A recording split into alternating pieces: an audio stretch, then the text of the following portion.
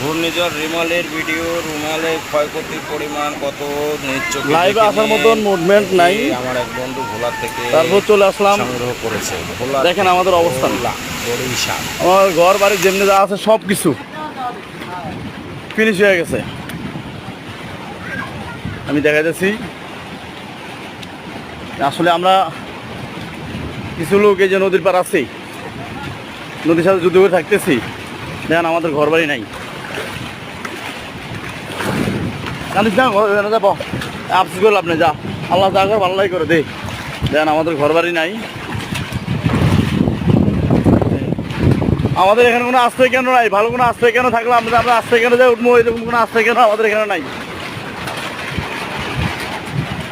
লাইভটা কারা কারা আছেন লাইভটা সবাই শেয়ার করবেন, আরো 10 জন 20 জনকে দেখার মতো শুরু করে দেন।